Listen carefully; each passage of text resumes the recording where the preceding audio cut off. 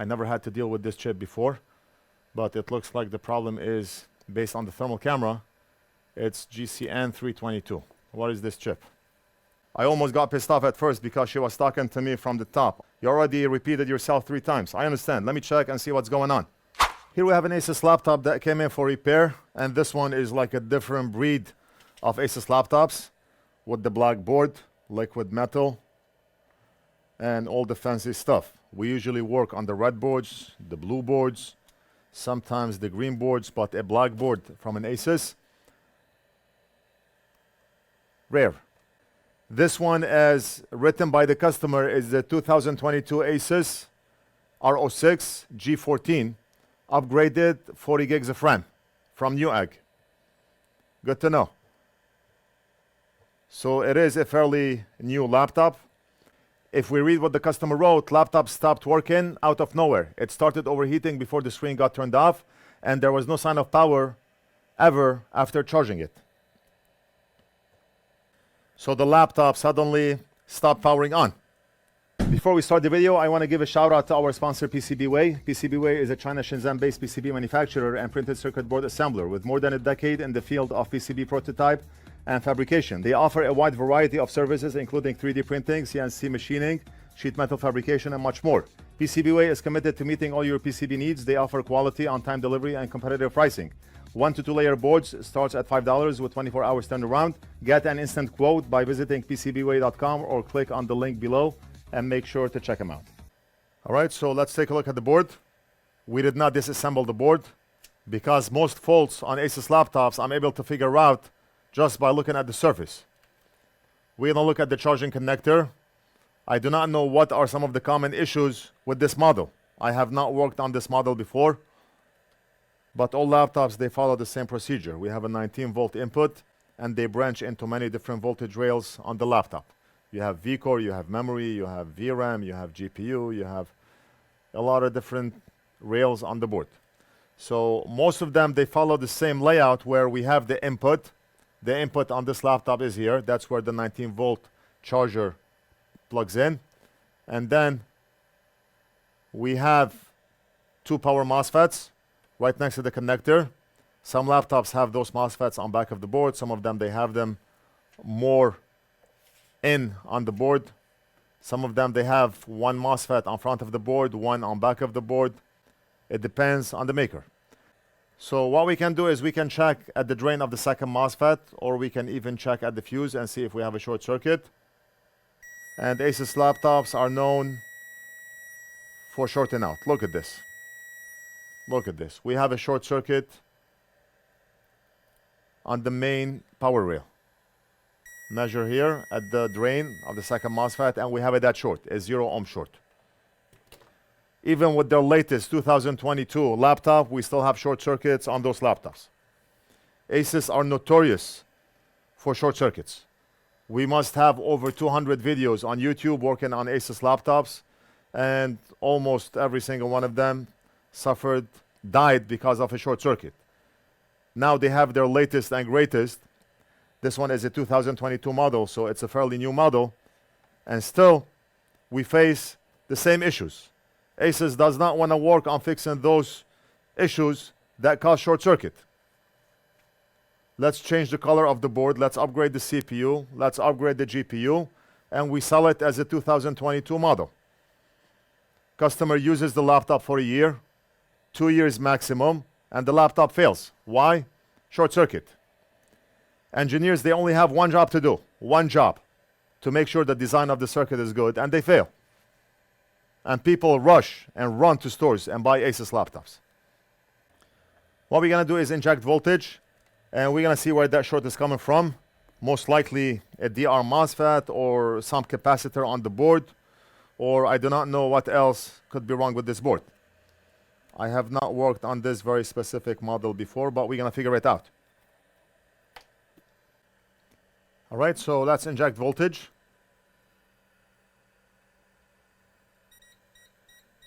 And right off the bat, I see something hot right over here, right in this area.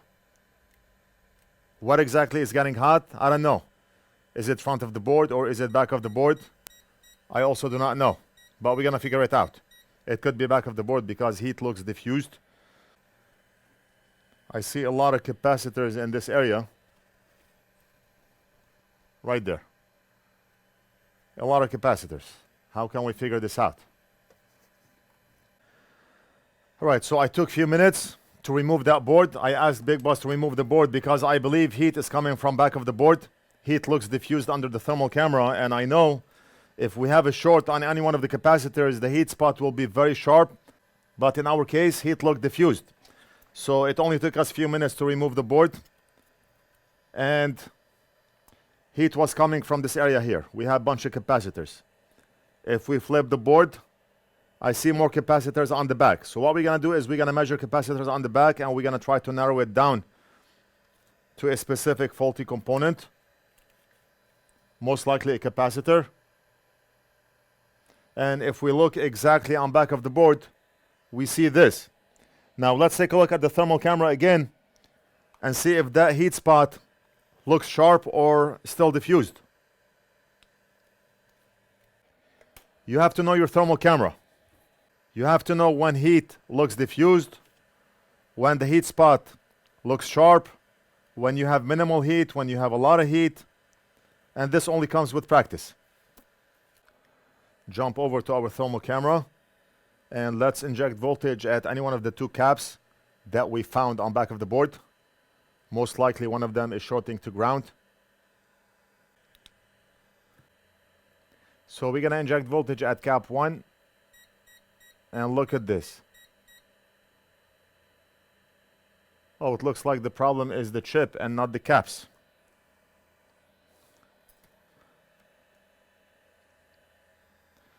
Looks like the problem is the chip and not the caps. Yeah, heat is coming from here. GCN322. I do not know what that chip is. And I do not know if we have it on any one of our donors. I never had to deal with this chip before. But it looks like the problem is, based on the thermal camera, it's GCN322. What is this chip? Let's go ahead and remove it.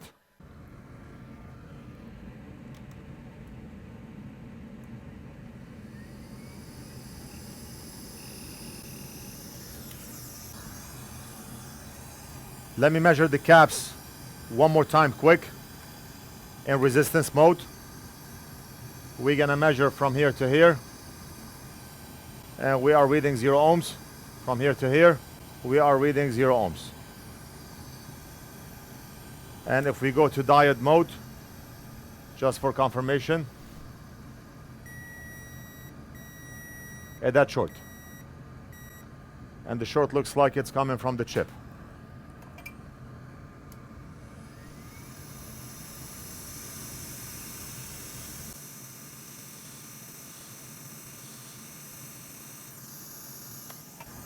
The chip is out. Now we're gonna measure for a short again. I mean, I would love for this to be a capacitor issue because we would just change the capacitor. We have them in stock and the laptop would be fixed. But we'll see. Do we have a short? And the short is gone. Look at this. We are reading 0.34. And the reading is going up because the board is still hot. It's gonna probably reach around 0.4, 0.5, but the short is gone. So the thermal camera was right. The chip is faulty. The chip is what's causing the short. We got it. I grabbed some Asus boards right here, and I just wanna check the boards to see if we can find that chip. Maybe that chip is available on any one of the boards. I don't think I ever saw it, but who knows? Maybe.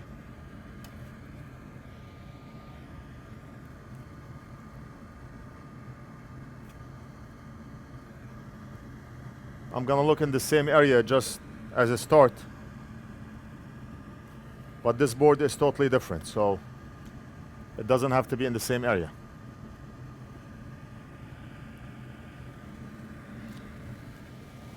I'm gonna visually look for that chip, and if I find something similar, then we can go under the microscope and confirm.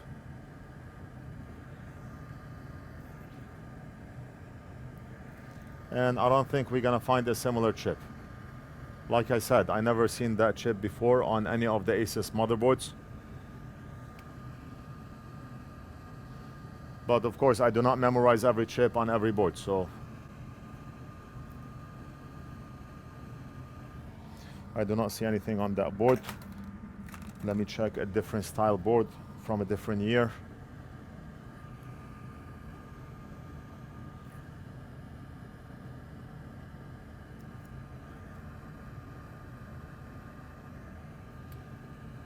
We're not gonna find it. We're gonna have to order one, but first I need to know what that chip is.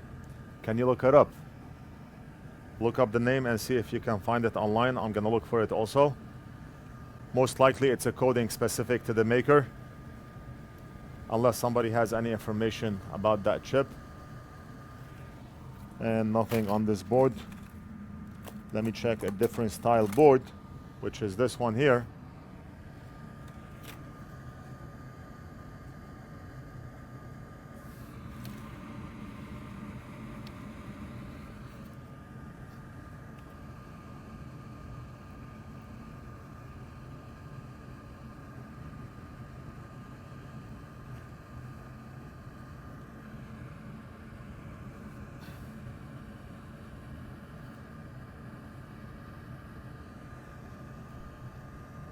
I think this is mission impossible to find that chip.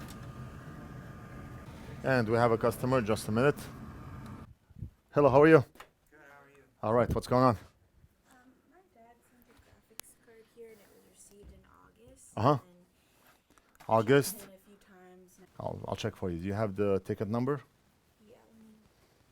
August seems like a very long time. A customer came in to pick up a 4090 that she mailed over August 22nd. I do not know why we still have it. It's fixed. It's sitting there waiting for the customer to pay, but the customer said she never received an email that we fixed her card, and she never received an email to pay.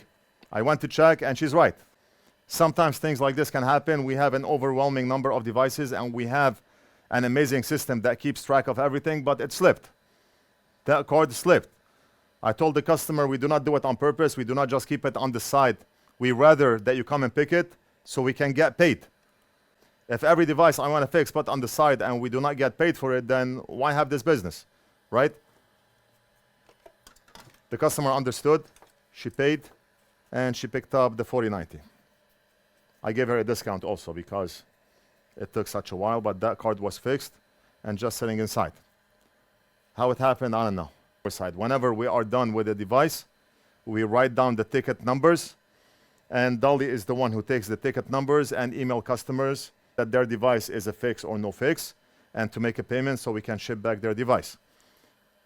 It looks like I never sent Dolly that specific ticket number for that card to email the customer. Most likely my fault. I apologize to the customer. I gave the customer a discount. I almost got pissed off at first because she was talking to me from the top. August, I sent it in August. I told her, you already repeated yourself 3 times. I understand. Let me check and see what's going on. Things like this can happen, but it doesn't usually happen. But something may slip through the cracks where we fixed it. We thought we sent the customer an email, but we did not. It happens. We do not live in a perfect world, but it's not done on purpose. If that customer followed up on that ticket just once, maybe we would have noticed that we did not send her an invoice. We strictly use a ticketing system. Anytime you fill a mailing form to mail your stuff over, or we create a ticket for you, you receive an email with a link. When you click on that link, you can leave us a message via that link. You can read notes about your device. You can communicate with us via that link so we can keep track the communication between us and you. But when you do it somewhere else separate, you go to our contact us form on the website, that's not linked to our ticketing system. That's used for quotes. Somebody want to inquire about training. Somebody want to inquire about advertising. Whatever the case may be. Anyway, the problem is solved. We gave her back a working card. She paid. Discount. Apology from us. And everything is good. So the problem is this chip. I do not know what that chip is. Asus, they like to play games. Why can't this chip have a marking that we can go online, look up the chip, and buy it? I do not see it. We're going to have to look at the codes and see if I'm able to figure out that chip based on the code. This chip may be a step-down converter, but I do not really know. I'm trying to find any information online. Okay, so right off the bat, I do not know what that chip is. If anybody has any information, leave it down in the comments, and maybe we can continue that video after buying that chip, or maybe if I can find that chip on any one of the donor boards. We still have more Asus boards inside. Maybe I can look at the blue boards and other Asus model boards. What's this? Okay, so we're gonna end the video right here. Let me know if you have any information about the chip. I'll look it up later also to see if we can figure out what that chip is. I hope you enjoyed the video. Let me know what you think. Leave it down in the comments. Don't forget to like and subscribe, and we'll do something else in the next video.